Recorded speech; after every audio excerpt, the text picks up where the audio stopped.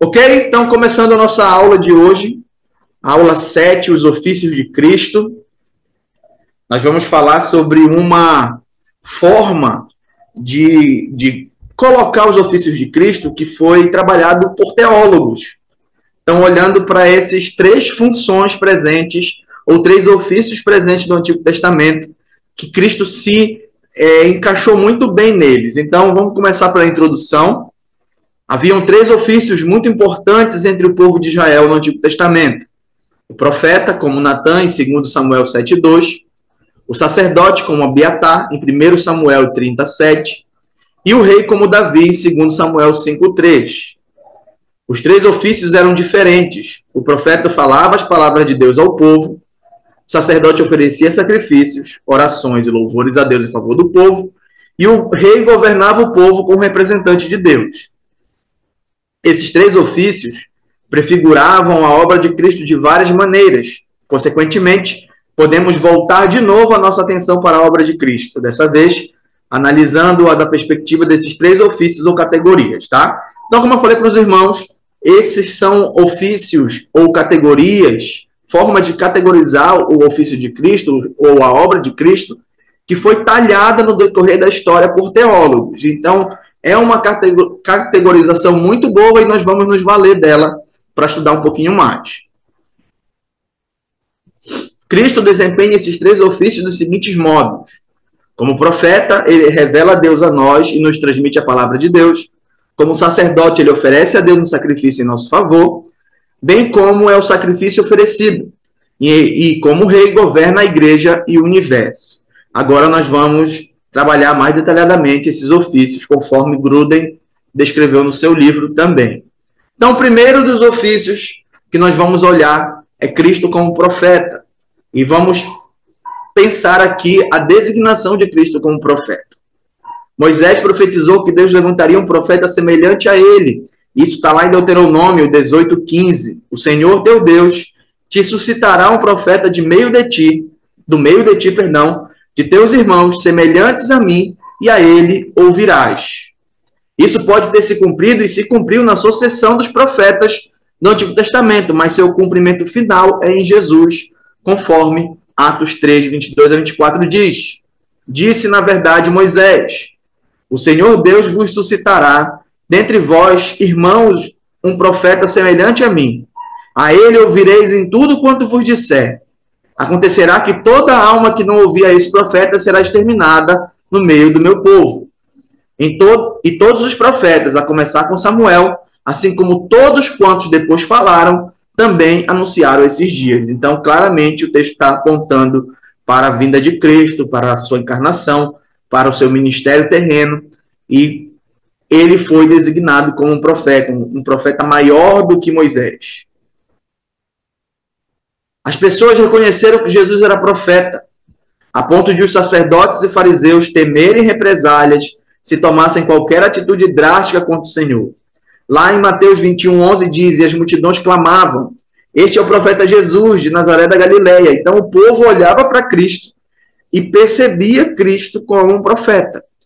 Na última aula eu comentei que para os islâmicos, os muçulmanos, tanto quanto para os judeus, Cristo é um profeta muito bom, um profeta que amava a Deus, um profeta que seguia a sua palavra, mas que era só um profeta. Então não era Deus encarnado, não era Deus homem, não era nada daquilo que nós já vimos até agora, tá? Então o povo olhava para Jesus e de uma perspectiva humana, ele era um profeta para o povo. E lá no versículo 46 diz, conquanto buscassem prendê-lo, temeram as multidões, porque estas o consideravam como profeta. Então o povo considerava Jesus como profeta, e os fariseus ficavam temerosos de fazer alguma coisa com medo das represálias do povo, ou seja, como o povo ia reagir, talvez suscitando alguma confusão, briga, e eles ficavam temerosos em relação a isso. Além disso, as pessoas o chamavam de rabi, que quer dizer mestre, não porque ele tivesse recebido treinamento formal, mas porque reconheciam a qualidade dos seus ensinamentos. João 1,38 diz, e Jesus, voltando-se e vendo que o seguiam, disse-lhes: que buscais? Disseram-lhe, rabi, que quer dizer mestre. onde assistes, ou seja, onde tu estás, para onde tu vais, onde tu estás hospedado, onde tu moras.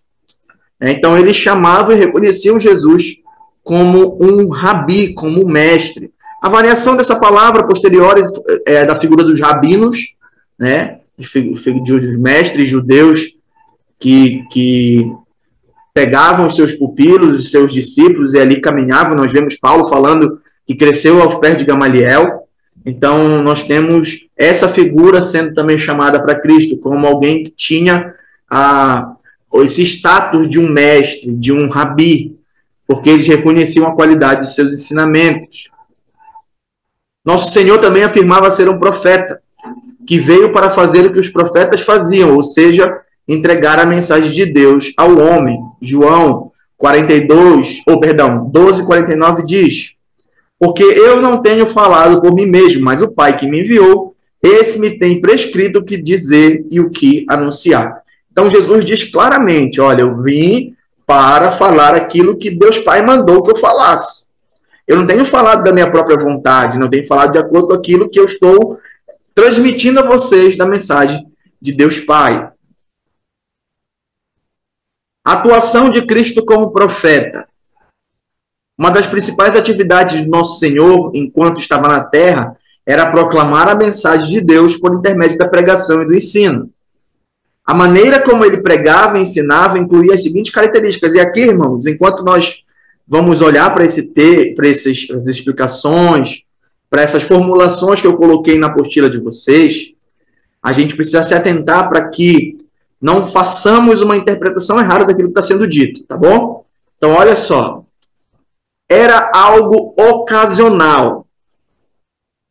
Pensem o que nós estamos fazendo aqui hoje. Hoje, ocasionalmente, por causa de uma necessidade, nós estamos reunindo e tendo essa aula na segunda-feira. Mas nos últimos 1 mês e meio, nós estávamos reunindo na sexta para ter aula. Nós estávamos reunindo na sexta e hoje, por causa de uma situação, nós estamos reunindo na segunda para ter essa aula. O que o autor, o Charles Ryrie, no seu livro Teologia Básica, defende? Ele diz que isso não significa que ele não ensinava com frequência, mas que apresentava seu ensino quando surgia uma ocasião propícia. Ele sempre estava aberto às oportunidades, situações. Jesus não andava com um quadro de giz ou qualquer coisa do gênero e com carteiras, cadeiras, para que em algum momento específico parasse os seus discípulos, mandasse-os sentar, pegasse o seu apostila, seu livro, ele então montava o quadro, começava a escrever e ali os seus discípulos iam aprendendo. Não era essa forma que Jesus fazia. Jesus utilizava a vida para ensinar o povo as escrituras, ensinar as verdades bíblicas. Então ele utilizava das situações, das ocasiões que vinham até ele. E ele estava sempre aberto para utilizar essas situações, para ensinar, para entregar a palavra. Quando possível, aproveitava as reuniões realizadas nas sinagogas. Marcos 1:21 diz: depois entraram em Cafarnaum e logo no sábado foi ele ensinar na sinagoga. Então a figura da sinagoga, a figura de um lugar de reunião judaico, em que as pessoas iam até lá para se reunir, para ler a lei e para participar de um tempo de culto. As sinagogas surgem num contexto de exílio. O povo estava fora de Jerusalém, fora de Israel, e não tinha um templo para adorar. Não tinha o templo no sentido veterotestamentário, irmãos, que é o templo real, aquilo que o Senhor tinha separado como habitação sua, como representação da sua habitação junto aos homens. Então a sinagoga ela surge com essa intenção, mas a sinagoga ela não tinha lugares de sacrifício. Então era comum e normal que mesmo depois que o povo voltou do exílio, tanto do assírio, depois do babilônico, Medo-Persa e tudo mais, eles tenham mantido ainda o costume de ir às sinagogas, porque era mais simples se reunir na sua cidade numa sinagoga do que ir até o templo com certa constância se você morasse longe, tirando aqueles momentos em que eram obrigatoriamente direcionados pela lei que eles deveriam fazer. Tá? Então, Jesus foi até o lugar, era um sábado, as pessoas estavam reunidas na sinagoga, e ele entrou e então ensinou lá. Pregava ao ar livre quando não tinha um local fechado disponível. Marcos 4:1. Voltou Jesus a ensinar à beira-mar, e reuniu-se numerosa multidão a ele, de modo que entrou num barco, onde se assentou, afastando-se da praia. E todo o povo estava à beira-mar, na praia, e o ouvia, claro. Né? Jesus entra no barco, afasta-se da borda dali, da margem, e começa a falar ao povo que está ali reunido para ouvi-lo. Então, tanto Jesus utilizava ambientes fechados, como eram as sinagogas, como casas. Em vários momentos nós temos o Senhor Jesus ensinando em situações em que ele está reunido em alguma casa, e ele também falava muito e muito aos seus discípulos e às multidões em ambientes abertos, né? O Sermão do Monte talvez seja um dos mais longos desses sermões a céu aberto que o Senhor fez. Então Jesus aproveitava todas as oportunidades. Eu digo mais aqui, irmãos. Jesus não apenas aproveitava as oportunidades, como ele criava as oportunidades. Isso é algo que precisa ser salientado para nós, que muitas das vezes a gente não cria oportunidades, a gente espera que a oportunidade apareça sem criá-las. E nós temos a possibilidade de criar uma oportunidade para manifestar a palavra de Deus às pessoas que estão ao nosso redor. Então Jesus tanto aproveitava quanto criava essas oportunidades. Nós vemos um desvio grande ali em João capítulo 4, quando o Senhor vai para Samaria e ele se senta ao pé do poço lá para beber água e tem aquela conversa com a mulher samaritana. Então não foi só uma oportunidade que surgiu do nada, havia uma necessidade, havia um planejamento divino para que aquela mulher fosse alcançada e assim aquela cidade pudesse ouvir, aquele pequeno vilarejo pudesse ouvir da mensagem do Evangelho. Não era algo sistemático. Esse é outro ponto importante. Há mais ou menos um mês e pouquinho atrás, nós começamos a ter essa aula de cristologia. E eu apresentei para vocês 8 assuntos, na verdade 7 assuntos. A primeira aula foi uma aula introdutória. 7 assuntos que nós íamos trabalhar no decorrer deste módulo. E eu sistematizei esses assuntos para vocês numa apostila, me valendo de outros irmãos que haviam já escrito nos seus livros essas verdades. E agora nós estamos trabalhando sistematicamente, ponto a ponto, passo a passo, todas essas verdades.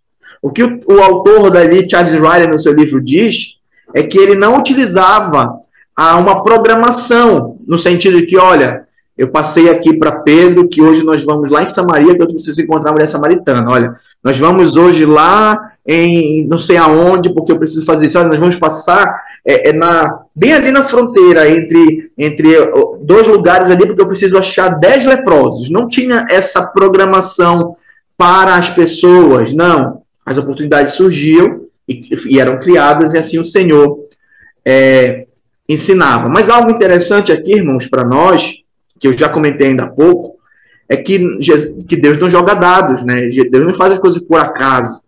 As pessoas até brincam que existe a tal da Jesuscidência, né? Que não são coincidências, são coisas que são planejamentos de Deus para que aconteça.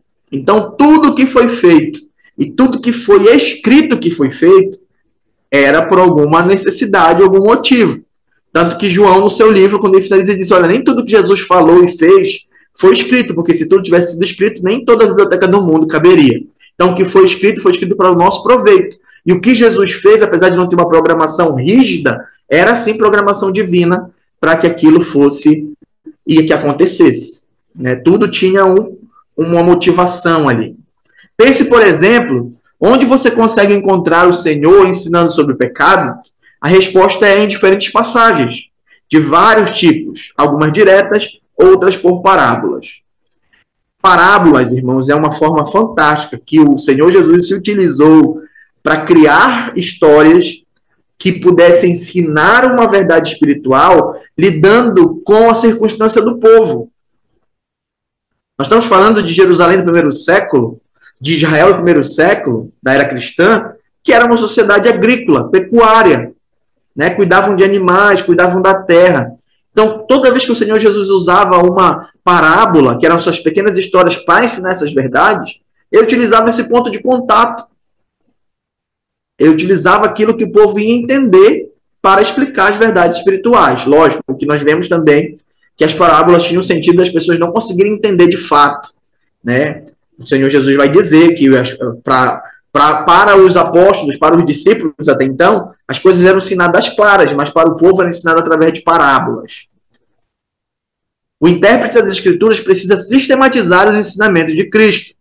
E é isso que nós nos valemos quando nós pegamos uma teologia sistemática para sentar, abri-la e começar a lê-la. Nós estamos nos valendo do trabalho de homens e mulheres que amam o Senhor e que querem fazer com que sua igreja cresça em conhecimento e graça, de acordo com essas verdades reveladas das Escrituras. Mas cabe também a nós, quanto intérpretes pessoais, fazermos a nossa própria sistematização. Então, quando eu apresentei para vocês essas aulas, eu falei para vocês, olha, tem um assunto que nós não iremos trabalhar, que é o ministério de Cristo pós-ascensão, porque nós já falamos bastante dele na nossa ceia. Né? O ministério presente de Cristo, né? Simbolizado ali pelo lava-pés. Nós já falamos bastante, então foi uma decisão minha, quanto intérprete e tutor deste módulo, não colocar esse assunto para nós conversarmos, porque já estamos sendo ministrados disso toda vez que participamos do culto de comunhão. Os seus ensinamentos estavam repletos de ilustrações. Quando nós estudamos, meu Deus do céu, pregação, nós temos alguns acrósticos. Acrósticos são pequenas siglas que cada uma dessas letras tem alguma coisinha ali significando. E nós temos o LEIA, que é leitura, explicação, ilustração e aplicação. Então, basicamente, numa pregação, a pessoa precisa fazer esses 4 pontos. Ler o texto, explicar o texto, ilustrar o texto e aplicar o texto. Jesus fazia isso perfeitamente. Ele conseguia ilustrar as verdades bíblicas de uma forma que o povo ficasse e percebesse isso. Olha, essas ilustrações eram variadas e escolhidas apropriadamente segundo a audiência. Observe uma ilustração para mulheres e homens em Mateus 24, 40 e 41, que está o texto aqui abaixo. Então, 2 estarão no campo, um será tomado e deixado o outro. 2 estarão trabalhando no moinho, uma será tomada e deixada a outra. Depois, em Lucas 15, versículo 4. Qual dentre vós é o homem que, possuindo 100 ovelhas e perdendo uma delas, não deixa no deserto as 99 e vai em busca da que se perdeu, até encontrá-la? E no versículo 8, ou qual é a mulher que, tendo 10 dracmas, se perder uma, não acende a candeia, varre a casa e a procura diligentemente até encontrá-la? Então, ele utilizava essas ilustrações tanto para falar no aspecto masculino da vivência do povo, quanto para falar do aspecto feminino da vivência do povo. Então, tanto os homens quanto as mulheres seriam alcançadas por essas ilustrações que Cristo utilizava. Eu estive há 4 anos atrás, pouco menos de 4 anos atrás, eu acho, não estou muito certo agora da data que foi, lá no Amazonas. Eu estava no meio de uma comunidade ribeirinha, Tami e eu estávamos lá fazendo estágio pela Palavra da Vida, e eu fui pregar o texto dos 10 leprosos. Os 10 leprosos, que ali as pessoas eles recebem a cura e somente o samaritano volta para agradecer. Em Lucas. E eu lembro que quando eu comecei a falar, eu sabia que o povo ali precisava de algo que fizesse contato com a cultura deles e com a forma deles viverem. Então eu falei, vou fazer um teatro. Vou chamar aqui mais 9 caboclos comigo aqui, e vamos colocar um para ser Jesus e vamos fazer o teatro disso. E assim fizemos. Então, a ilustração era sempre com o objetivo de alcançar aqueles que estavam ouvindo. Ele utilizava perguntas. Isso era verdade, especialmente em situações controversas. Então, lá em Mateus 22, de 20 a 21, diz, e lhes perguntou, de quem é essa efígie de inscrição? Responderam, de César. Então, lhes disse, dai, pois, a César o que é de César e a Deus o que é de Deus. Então, o Senhor Jesus utilizava também perguntas para fazer com que o povo pensasse um pouquinho naquilo que estava sendo trabalhado com eles. possuía autoridade. Era o aspecto que mais chamava atenção em Cristo como profeta. Sua autoridade estava em contraste direto com os escribas e fariseus, pois ele vivia conforme o anunciava. Lá em Marcos 1:22 diz: maravilhavam-se da sua doutrina, pois os ensinava com quem tem autoridade, não com os escribas. Isso aqui é bem simples. Os escribas e fariseus ensinavam da palavra, mas colocavam na palavra muita coisa que fazia parte apenas da sua tradição, da tradição ali da literatura deles. Eles pegavam e criavam coisas que eram humanas. Jesus ensinava e vivia aquilo que ensinava. Então, eles percebiam a autoridade da fala sendo evidenciada pela vida. Possuía autoridade. E chegamos no aspecto material de Cristo como profeta. Embora muito do seu material profético esteja disperso em todos os evangelhos, 4 passagens principais foram preservadas para nós. Primeira dessas passagens que eu falei ainda há pouco é o Sermão do Monte.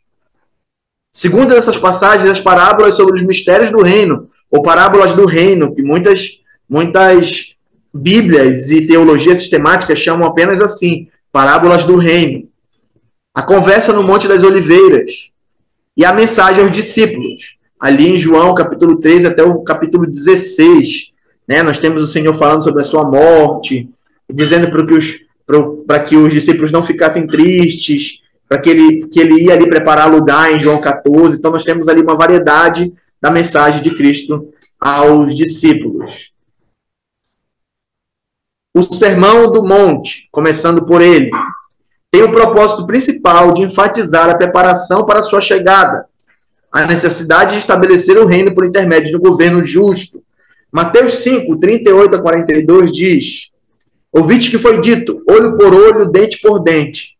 Eu, porém, vos digo, não resistai ao perverso, mas a qualquer que te ferir na face direita, volta-lhe também a outra. E ao que quer demandar contigo e tirar-te a túnica, deixa-lhe também a capa. Se alguém te obrigar a andar 1 milha, vai com ele 2. Dá a quem te pede e não voltes as costas ao que deseja que lhe emprestes. Então nós temos o Sermão do Monte expondo aquilo que seria a moral do reino. Né? Muitos têm colocado desse gênero. Como que essa moral do reino ia ser evidenciada essa moral ia ser evidenciada no reino de Cristo, apresentada ali no Sermão do Monte. O mistério das parábolas sobre o reino. Nós temos ali várias parábolas sobre o reino. Né? No mesmo dia em que ouviu as acusações blasfemas dos escribas e fariseus, lá em Mateus 12, de 22 a 37, por motivo de espaço, nós não vamos ler esse texto, o Senhor falou aos discípulos sobre a característica do reino entre a sua morte e a segunda vinda. Ele diz, olha, o reino é semelhante a isso aqui, o reino é semelhante a esse outro. Então o Senhor vai utilizando essas parábolas para falar sobre os aspectos do reino. São chamados de mistérios do reino, pois eram desconhecidos no Antigo Testamento, mas agora são revelados para os que estão relacionados com ele de maneira justa. Mateus 13, 11 diz, ao que respondeu, porque a vós outros é dado conhecer os mistérios do reino dos céus, mas àqueles não lhes é isso concedido.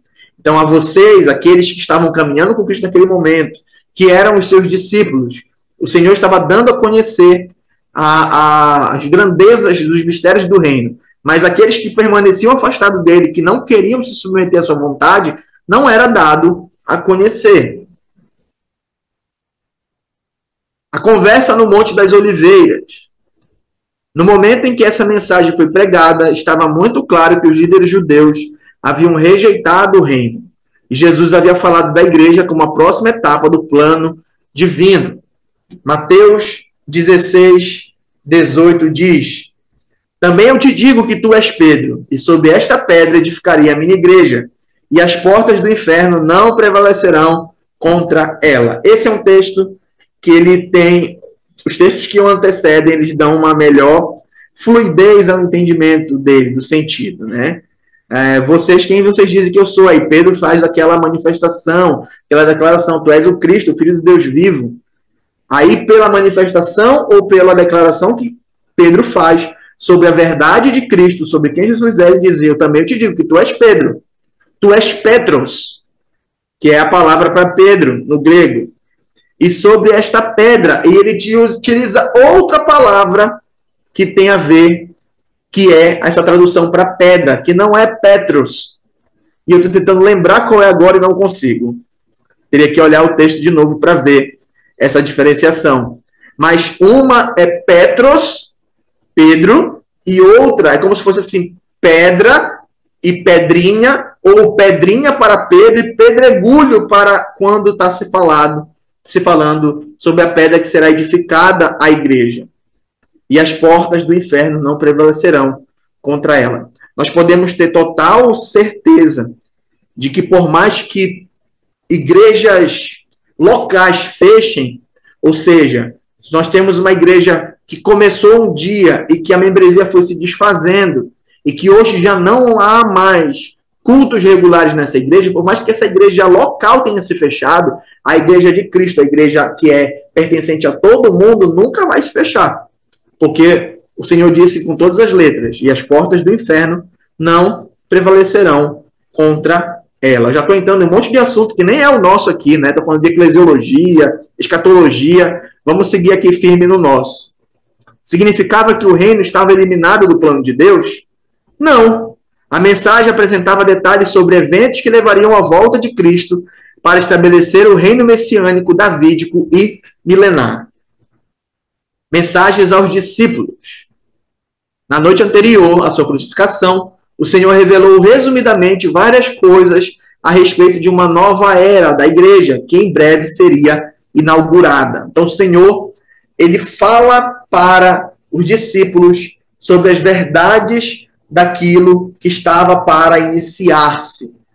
Nós, da Igreja dos Irmãos, somos uma igreja que estamos alinhados a um tipo de interpretação hermenêutica, um tipo de visão hermenêutica, e que nós entendemos que a igreja ela é inaugurada no Pentecostes. Irmãos nossos que amam o Senhor, que são amados pelo Senhor, interpretam isso de forma diferente. Não vou entrar nesse mérito, porque senão a gente vai delongar muito uma discussão que a gente não precisa fazer. Mas nós temos essa linha de interpretação. Nós entendemos que a igreja é inaugurada no Novo Testamento e em Pentecostes, Atos capítulo 2, na descida do Espírito Santo. Nós não entendemos que Israel era um tipo de igreja. Não, Israel era um reino, era uma nação. A igreja é uma outra coisa. Então, nós vemos aqui o Senhor falando aos discípulos lá de João, de 3 a 16, capítulo 13 a 16, falando sobre essa realidade. Ele repetiu essas coisas de maneira resumida, porque os discípulos ainda não conseguiam entender o que realmente estava acontecendo. Olhem essa fala de Cristo em João 16, 12. Ele diz o seguinte: tenho ainda muito o que vos dizer, mas vós não podeis suportar agora. Se você tem filhos, se você tem netos, se você lida com crianças na igreja, se você já teve que explicar alguma coisa complicada para uma criança, você consegue entender muito bem o que o texto está sendo falado aqui. O que o Senhor Jesus está falando: olha, vocês não têm a capacidade agora espiritual de entender todas essas verdades, então eu não tenho por que continuar falando tudo que eu precisava falar. Então é isso que ele identifica para os discípulos: vocês ainda estão em fase de maturação, de aprendizado, e tem muita coisa que vocês ainda não conseguem entender. Então ele não continuou a necessariamente falar para eles naquele momento. A autenticação de Cristo como profeta. A lei determinava que os falsos profetas deveriam ser apedrejados, conforme Deuteronômio 3, versículos 5 e 10. Se um profeta... Apedrejados aqui, irmãos, faltou uma parte do texto, tá? Talvez na sua apostila também esteja assim faltando uma parte do texto. Eles seriam apedrejados se as suas profecias não se cumprissem, porque aí configuraria falsa profecia, e ele um falso profeta. E o castigo era a morte por apedrejamento. Se um profeta ainda estivesse vivo na época em que sua profecia era cumprida, ou não, facilmente poderia ser provada se ele era um profeta verdadeiro ou falso. Mas se ele não estivesse vivo, então seria mais difícil. Toda vez que tem eleição, e eu tenho falado isso para os irmãos aqui da igreja, que toda vez que tem eleição, todo ano de eleição, o meu coração ele fica assim angustiado, né? Porque tem muita manifestação estranha dentro da igreja, tanto de um lado quanto do outro, comportamentos equivocados, messianismos de um lado e do outro, e isso me entristece profundamente. Mas eu estou citando isso só para falar para vocês uma ilustração. Algum tempo atrás, uma senhora que se denominava evangélica foi candidata e uma outra cantora evangélica fez uma profecia que ela ia ser eleita. E ela não foi. Para justificar a sua falsa profecia, ela disse que a tal pessoa não tinha crido na profecia, por isso que não se cumpriu.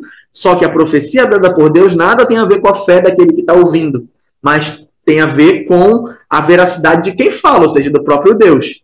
Então, independe da minha fé em aceitar aquilo. Por exemplo, nós temos a profecia em Apocalipse. Muita gente não crê, mas vai acontecer da mesma forma. Tá? Então, a autenticação de Cristo como profeta, porque ele falava justamente aquilo que acontecia. O ministério profético do nosso Senhor foi autenticado por duas maneiras.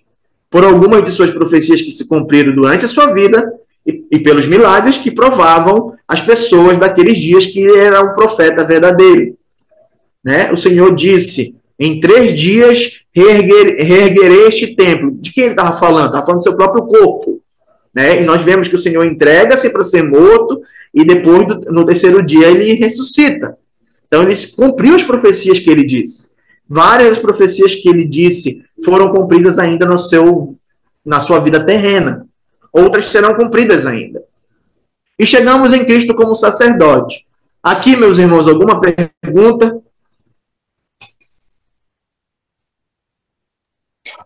Professor, quando a gente lê os evangelhos, aparecem duas distinções assim sobre o reino de Deus. Eles falam, né? É o reino de Deus, uma vez, e outra vez eles falam o reino dos céus. Perfeito. Tem semelhança ou são diferentes? É uma ótima pergunta, minha irmã. Que bom que você tocou no assunto, porque eu não coloquei na aula. É a mesma coisa, a diferença é quem fala. Quando nós lemos Reino dos Céus, acho que todas as vezes que nós lemos Reino dos Céus, está no livro de Mateus. E o livro de Mateus é o Evangelho de Mateus, é o evangelho mais hebraico que tem, ou seja, o evangelho mais direcionado para os judeus. Então, normalmente, o judeu não falava o nome de Deus, é por isso que ele usa Reino dos Céus, é a mesma coisa, não tem diferença. Tá? Eu já ouvi algumas interpretações que dizem que Reino dos Céus é uma coisa, Reino de Deus é um lugar mais próximo de Deus, isso não é verdade. Tá? Isso é só uma forma diferente do autor falar de uma mesma coisa por causa do seu público. Normalmente nós dizemos que o Evangelho de Mateus foi escrito para o público judeu, que ao ler o nome de Deus com constância, pelo seu hábito de não falar o nome de Deus, poderia ficar, então, constrangido. Por isso que é utilizado essa nomenclatura que é sinônima para a mesma coisa. Reino dos céus e reino de Deus é a mesma coisa, tá? Bom, tá bom, obrigada. Nada. Vamos continuar. Mantenham o microfone fechado, meus irmãos, por gentileza. Cristo como sacerdote. O profeta falava aos homens em nome de Deus. O sacerdote falava com Deus em nome dos homens. Pertencer à tribo de Judá desqualificava Cristo como sacerdote da ordem de Arão. Portanto, antes de sua vinda, Deus criou uma nova ordem de sacerdotes, chamada de Ordem de Melquisedeque. Considerando sua pessoa e obra, Cristo é um sacerdote dessa ordem. Mesmo assim, existem semelhanças entre o sacerdote arônico, ou seja, de Arão, levítico, e a pessoa e a obra de Cristo como sacerdote. Antes de nós adentrarmos aqui, vamos lembrar de algumas coisas. Quando Deus começa a separar as tribos de Israel, ele diz, olha, os levitas não receberão terras porque eles são minha possessão, né? Eles são aqueles que foram separados para mim para servir no contexto do templo, do tabernáculo ainda na época. E eles eram uma tribo de sacerdotes, Os levitas, eles eram aqueles que serviam ao templo, serviam no templo ou no tabernáculo. E eles cuidavam de tudo. Eles cuidavam de limpeza, eles cuidavam dos utensílios, cuidavam do culto, cuidavam de tudo que você puder imaginar. Eram os levitas que trabalhavam, que cuidavam. Mas Jesus não era um levita. Jesus, ele era da tribo, descendente da tribo de Judá. Então, desqualificava-se por linhagem ser um sacerdote levita. Então, Deus tem uma nova ordem para que Jesus se enquadre nesse aspecto do sacerdote, que é a ordem de Melquisedeque, que isso vai ser muito falado no livro de Hebreus. Um sacerdote segundo a ordem de Arão. Aqui nós finalizamos dizendo que por mais que ele não seja da ordem de Arão, porque ele não é levita, ele não é descendente da tribo de Levi, que era a tribo de sacerdotes, ele tem alguns aspectos que nós vamos analisar como semelhantes. E é isso que nós veremos aqui, um sacerdote segundo a ordem de Arão. O sacerdote precisava ser um homem escolhido e qualificado por Deus. Levítico 21 fala isso, Hebreus 5, de 1 a 7 também fala isso.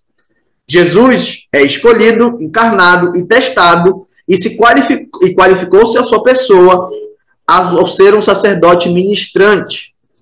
Os sacerdotes arônicos ou levitas serviam como representantes do povo de Deus, em especial quando ofereciam sacrifícios aceitáveis. Fizeram muitos sacrifícios repetidas vezes, mas que não possuíam eficácia eterna. Porém, o autor de Hebreus deixa claro que, se pudessem prover a satisfação eterna pelo pecado, não haveria necessidade de os sacrifícios serem repetidos ano após ano. E lá, em Hebreus 10, de 1 a 4, diz o seguinte: ora, visto que a lei tem sombra dos bens vindouros, não a imagem real das coisas, nunca jamais pôde tornar perfeitos os ofertantes, com os mesmos sacrifícios que ano após ano, perpetuamente, ou seja, sem pausa, eles ofereceram. De outra sorte, não teriam cessado de ser oferecidos, porquanto os que prestam culto, tendo sido purificados uma vez por todas, não mais teriam consciência de pecado. Ou seja, o que o texto está falando?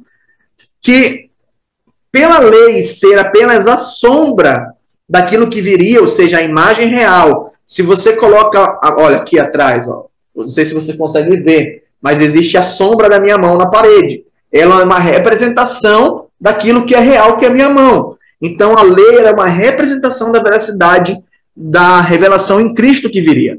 Então, os sacrifícios que eram oferecidos no Antigo Testamento, eles eram apenas a sombra do sacrifício perfeito de Cristo na cruz. Então, ele fala, olha, se esses sacrifícios fossem, de fato, permanentes, as pessoas não teriam necessidade de oferecer ano após ano os mesmos sacrifícios. Porque uma vez só sacrificado o animal no meu favor, ou para cobrir os meus pecados, eu poderia já ficar livre de consciência de pecado. Aí então ele finaliza dizendo: entretanto, nesses sacrifícios faço recordação de pecados todos os anos, porque é impossível que o sangue de touros e bodes remova pecados. Ele só os cobria, não os removia. O sacrifício de Cristo remove pecados. O sacrifício que Jesus fez por nós, e no momento que nós cremos nele, cremos no que ele fez, em quem ele é, nós recebemos a remoção dos pecados. E aqui eu quero falar com todo cuidado, porque tem sido defendido em algumas igrejas. Eu não sei se na nossa, tá? Então, se há alguma igreja dentre nós que tem defendido isso, eu não estou dando indireta em ninguém, tá bom? Estou só explicando algo que precisa ser salientado, precisa ser explicado. O crente, ele não vive na prática do pecado, mas o crente ainda peca. Então, dizer que porque você é convertido, você nunca mais vai pecar, isso não é verdade. Isso não é verdade. Você ainda peca, mas você não vive na prática do pecado. Ah, eu era mentiroso e eu continuo mentiroso toda a vida. Então, aí precisa fazer uma análise na questão da própria conversão. Né? Eu era alguém que vivia brigando, eu era alguém que era isso, que aquilo outro, não mudou nada depois da conversão, mesmo depois de anos. Aí a gente analisa a própria conversão da pessoa.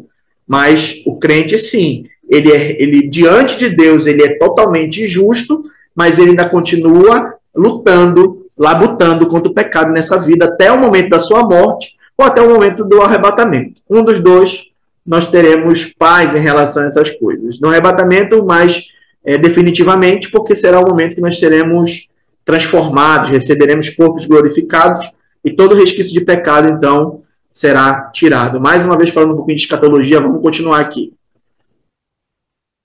Em contraste, o sacrifício de Jesus, oferecendo-se a si mesmo por nossos pecados, foi um sacrifício único, definitivo e por toda a humanidade.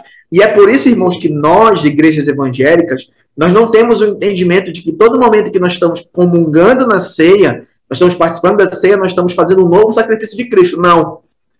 O Senhor diz, olha, vocês vão fazer isso, vocês vão anunciar a minha morte até que eu venha. Não fazer a sua morte novamente. Então, nós não estamos sacrificando Cristo mais uma vez. Nós estamos rememorando e anunciando a sua morte até que ele venha. Então, o sacrifício de Cristo ele é definitivo, permanente. Ele não precisa ser refeito. Não precisa ser novamente Cristo crucificado em nosso favor. Com a sua grande obra de redenção, fez algo prefigurado pela obra dos grandes sacerdotes arônicos. Embora Jesus não fosse sacerdote segundo a ordem de Arão. Então, quando ele se entrega, ele faz o sacrifício perfeito.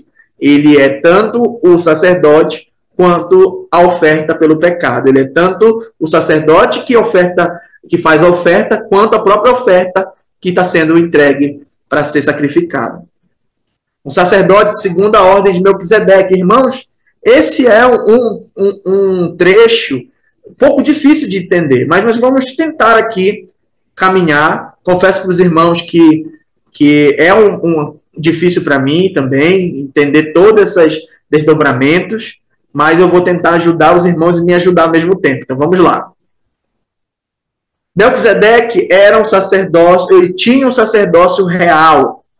Melquisedeque era rei e também sacerdote. Ele é dito lá em Gênesis que ele era o rei de Salém. A união dessas duas funções era desconhecida pelos sacerdotes arônicos. Embora Zacarias 6,13 tivesse profetizado que Cristo faria exatamente isso. Eis o texto para nós aqui. Ele mesmo edificará o templo do Senhor, e ele levará a glória. Assentar-se-á no seu trono, e dominará, e será sacerdote no seu trono. E conselho de paz haverá entre ambos os ofícios. Então, esse que viria, que é o próprio Cristo, ele vai ter tanto o ofício de sacerdote, quanto o ofício de rei, sendo dito por esse texto aqui, tá bom? Ele vai ter os dois e haverá paz entre os dois ofícios. Nós conseguimos lembrar de alguns momentos em que os sacerdotes tiveram problemas com os reis, ou os profetas tiveram problema com os reis, mas em Cristo essas funções, esses ofícios serão perfeitamente alinhados. Ele não possuía ancestrais, e aqui é uma situação bem interessante. Sem pai nem mãe, afirma Hebreus 7,3. Isso não significa, irmãos, que Melquisedeque não tinha paz, ou que não tenha nascido de modo natural, ou que não morreria. O que acontece é que as Escrituras não registram esses eventos para que ele pudesse ser ligado a Cristo de maneira mais perfeita. A qualificação para alguém ser sacerdote da ordem de Arão dependia da sua ancestralidade, ou seja, você precisava necessariamente ser descendente de Arão, descendente de Levi, ser da tribo de Levi, melhor dizendo, descendente de Arão, e assim vir adiante. Se você não pertencesse a essa tribo, você não fosse pertencente à linhagem de Arão ali, né? Mais apropriadamente, você não poderia ser sumo sacerdote. Então, o texto está dizendo que quando as Escrituras, quando a revelação de Deus, ela se propõe a não especificar o momento do nascimento de Melquisedeque, quem eram os seus pais, a sua descendência e tudo mais, é para que ele fique muito mais ligado, Cristo fique muito mais ligado a ele e ele a Cristo, na ordem e no tipo de sacerdote que ele seria.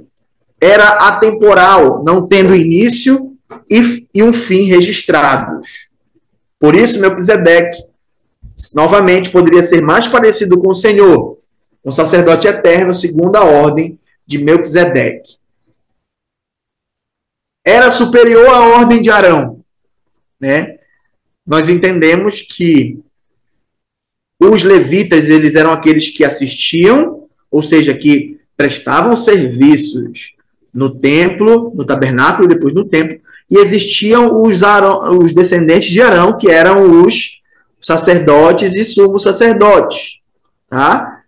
E eles, então, Cristo, pela ordem de Melquisedeque, e segundo a forma com que Melquisedeque foi um sacerdote, era superior à ordem arônica. Abraão, de quem descendia a ordem arônica, reconheceu a superioridade de Melquisedeque quando deu a ele o dízimo de todos os despojos de guerra. Isso está lá em Gênesis 14, 20. E bendito seja o Deus Altíssimo, que entregou os teus inimigos nas tuas mãos. E isso aqui é fala de Melquisedeque e Abraão. E Abraão deu-lhe o dízimo de tudo. E nós vemos que quando chega o momento ali de em Levítico ser entregue a lei para o povo, é estabelecido que as ofertas e os dízimos deveriam ser levados à casa do Senhor. E ali os sacerdotes, então, tomariam conta e se valeriam dele através do próprio seu sustento, alimentação e tudo mais. Levi, embora ainda não tivesse nascido, e todos os sacerdotes que descenderam dele, de certa maneira, estavam envolvidos nesse ato, que demonstrava a superioridade de Melquisedeque. Melquisedeque era um governante, então devemos nos submeter a Jesus como governante. Assim como Melquisedeque ofereceu pão e vinho a Abraão, nosso Senhor, sendo sacerdote, dá refrigério e sustento ao seu povo. Essa imagem do pão e vinho, irmãos, além de ser o alimento e a bebida, ela tem muito disso. Do vinho ser algo que trazia refrigério e do pão aquilo que trazia sustento. Né? Então, tanto Melquisedeque agiu assim com Abraão, e depois passou a ser chamado de Abraão, quanto Jesus age assim conosco, ele nos dá refrigério e sustento. Jesus ofereceu um sacrifício perfeito pelo pecado. E aqui é o grande ponto de diferenciação entre o sacerdócio arônico e o sacerdote por Melquisedeque.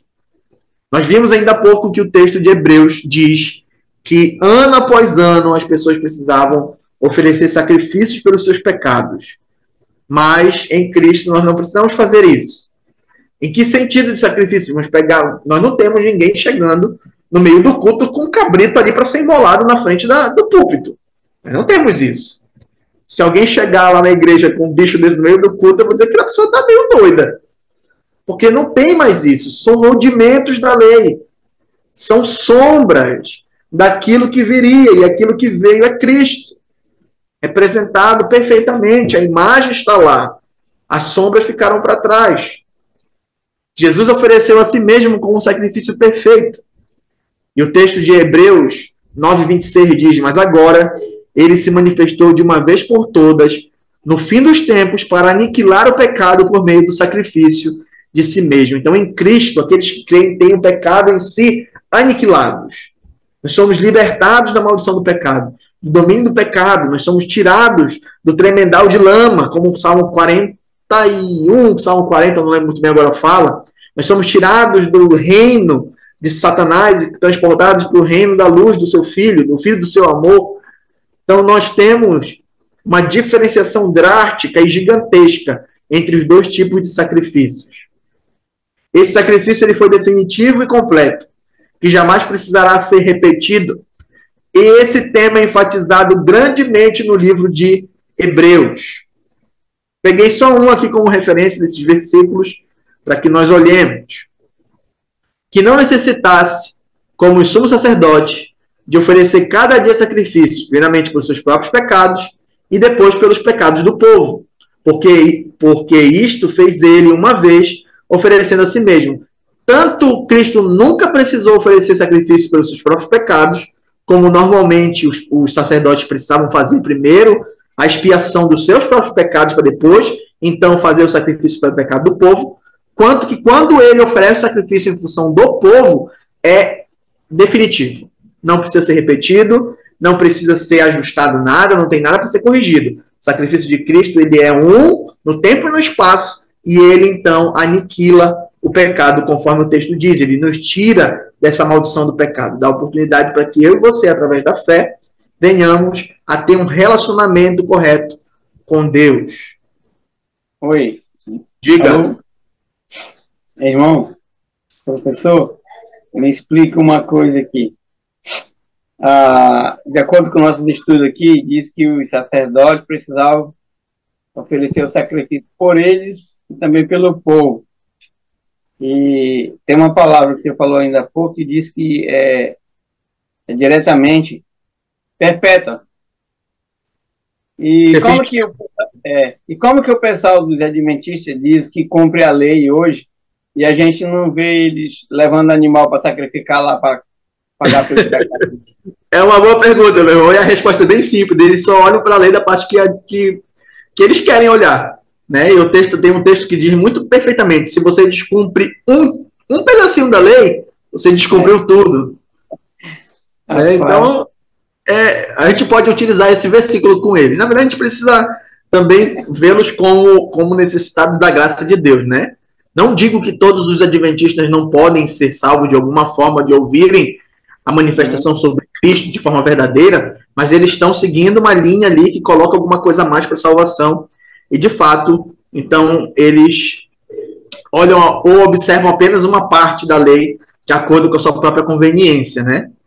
E é assim, irmãos, eles são dessa forma. É a única coisa. Nem isso eles fazem. Percebe que não tem mais como, né? Poxa, é tão gostoso um camarão, né? Né? Vamos continuar aqui. Muito boa pergunta, meu irmão.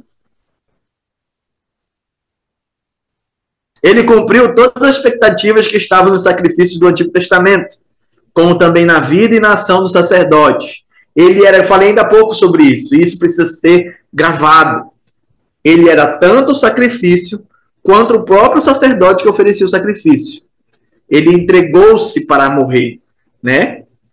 Jesus agora é o grande sumo sacerdote que atravessou os céus, conforme Hebreus 4:14 diz, que compareceu na presença de Deus em nosso favor. Hebreus 9:24. Visto que ofereceu um sacrifício que de uma vez por todas pôs fim à necessidade de qualquer outro sacrifício. É por isso que quando o Romanos vai dizer: apresenteis o vosso corpo como sacrifício santo, vivo e eficaz. Então a gente não tem um chamado para apresentar o nosso corpo para a morte, no sentido físico da morte, né? Mas nós somos chamados para viver uma vida em santidade, que é um sacrifício vivo ao Senhor. Então, qualquer sacrifício para receber recompensas de Deus no sentido de salvação, perdão de pecados, isso foi feito em Cristo. Pelos méritos da morte de Cristo, nós temos, então, esse perdão dos pecados. Jesus nos aproxima continuamente de Deus. Os sacerdotes do Antigo Testamento não somente apresentavam sacrifícios, mas também compareciam de modo representativo à presença de Deus, de tempos em tempos em favor do povo. Tem uns estudiosos que afirmam o seguinte, que normalmente, naquele dia específico em que o sumo sacerdote entraria no Santíssimo Lugar, ou no Santo dos Santos, ele entrava com uma corda amarrada nele e com algumas sinetas penduradas nessa corda, porque se ele morresse, porque, claro, se ele se apresentasse diante de Deus em pecado, ele seria fulminado conforme a lei ali estabelecia. Então, se ele morresse, teriam como tirá-lo de lá, porque ninguém poderia entrar. Somente o sumo sacerdote entrava, e uma vez por ano. Então, de uma forma bem parecida, mas não da mesma forma, Jesus, ele se apresenta diante de Deus a nosso favor. Jesus nos conduz continuamente à presença de Deus, de modo que não temos a necessidade de um templo em Jerusalém, nem de um sacerdócio que se coloque entre nós e Deus. Irmão, eu tenho falado algumas coisas aqui na igreja, que eu gosto de, na verdade, conversar isso com outras pessoas também, não somente com os irmãos que aqui frequentam em Coqueiro. Mas você já reparou que nós temos alguns comportamentos da seguinte forma: eu vou ligar para o pastor orar por mim. Mas peraí, o Espírito Santo que está no pastor não é o mesmo que está no irmão da igreja, o irmão que é qualquer cargo na igreja, é o mesmo que não tem nenhum cargo na igreja, não é o mesmo Espírito Santo? Então essa ideia de que o pastor está um pouco mais perto de Deus, que se ele levantar a mão, Deus puxa, isso não é muito bíblico. Nós entendemos a necessidade de pastores pela palavra, né? A palavra de Deus indica, quando Paulo, por exemplo, deixa diz a Tito, em Creta, ele diz, olha, eu deixei aí para vocês organizar as coisas e constituir presbíteros, que é a mesma palavra para pastores. Nós temos os pastores ali que aspiram ao episcopado, lá em 1 Timóteo capítulo 3, é uma boa coisa almeja. Mas nós não precisamos de um sacerdote. E é uma coisa muito estranha quando você liga a televisão e você vai passando alguns canais, vai passando aqueles canais de igrejas neopentecostais, e o pastorzão lá está com uma estola sacerdotal, está com kippá, está com alguma coisa que lembre o sacerdote levítico, arônico. E não é mais para os nossos tempos isso. Nós não precisamos desse tipo de coisa. E o pastor não é uma manifestação que está entre ele, Jesus e Deus. Não, Jesus é o nosso supremo sacerdote. O Senhor Deus chama homens para servirem no contexto eclesiástico, para cuidar do rebanho. Mas não é super crentes, coisas do gênero. Nós somos iguais na mesma dimensão diante de Deus, mas, em alguma forma, o Senhor chamou homens para que cuidassem da igreja e, por isso, os instituiu de autoridade para fazê-lo. Mas, em suma, quanto aproximar de Deus, o irmão não precisa de um pastor para aproximá-lo de Deus, porque nós temos acesso a Deus Pai através de Cristo.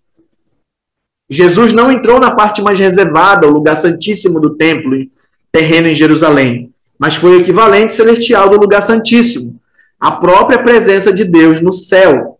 Hebreus 9, 24 fala, porque Cristo não entrou no santuário feito por mãos, figura do verdadeiro, porém no mesmo céu, para agora comparecer por nós perante a face de Deus. É bem parecido com o que Paulo escreve lá em 1 Timóteo 5, 3:5, não lembro agora exatamente, que nós temos somente um mediador entre nós e Deus, que é Jesus Cristo, o homem. Vamos continuar. Como sacerdote, Jesus intercede por nós continuamente. Outra função sacerdotal do Antigo Testamento era interceder em favor das pessoas. O autor de Hebreus nos diz que Jesus executa essa função, Hebreus 7:25. Portanto, pode também salvar perfeitamente os que por ele se chegam a Deus, vivendo sempre para interceder por eles. Acabou. Não, continua aqui. Paulo afirma a mesma coisa quando diz que Cristo Jesus é aquele Cristo Jesus quem morreu ou antes quem ressuscitou, o qual está à direita de Deus e também intercede por nós. E por fim, nós chegamos Cristo como Rei. É um material mais curto, então eu vou abrir, irmãos, para uma pergunta, se alguém tiver, e em seguida a gente precisa terminar esse material antes das 9. Alguém, alguma pergunta? Então vamos lá. Por fim, nós vamos tratar aqui Cristo como Rei. E é bem curtinha essa explicação, mas ela é necessária. Ele é o prometido ao descendente de Davi. A graciosa aliança de Deus com Davi prometia que o direito de governar permaneceria para sempre com a dinastia de Davi. Segundo Samuel 7,16 diz isso. Porém, a tua casa, ou seja, a tua família, a tua linhagem e o teu reino serão firmados para sempre diante de ti. Teu trono será firme para sempre. Ele é profetizado como rei assentado sobre o trono. Conforme já vimos anteriormente na encarnação de Cristo, Isaías profetizou que nasceria uma criança que estabeleceria o trono de Davi e que reinaria assentado sobre ele. Isaías 9,7 diz, do aumento desse principado ou desse reino e da paz não se haverá fim, sobre o trono de Davi e no seu reino, para afirmar e o fortificar com juízo e com justiça, desde agora e para sempre. O zelo do Senhor dos Exércitos fará isso. Anunciado como aquele que receberia o trono, Gabriel anunciou a Maria que seu filho receberia o trono de Davi e reinaria sobre a casa de Jacó. Nós vimos esse texto lá quando falamos sobre a encarnação do Senhor. Lucas 1, 32 a 33 vai falar o seguinte: este será grande e será chamado Filho do Altíssimo. E o Senhor Deus lhe dará o trono de Davi, seu pai, e reinará eternamente na casa de Jacó, e o seu reino não terá fim. Rejeitado por muitos, os gadarenos repudiaram o que ele dizia. Mateus 8,34. Então a cidade toda saiu para encontrar-se com Jesus e, vendo-o, lhe rogaram que se retirasse das suas terras. Os escribas rejeitaram sua afirmação de que era capaz de perdoar pecados. Mateus 9,3. Mas alguns escribas diziam consigo: este blasfema.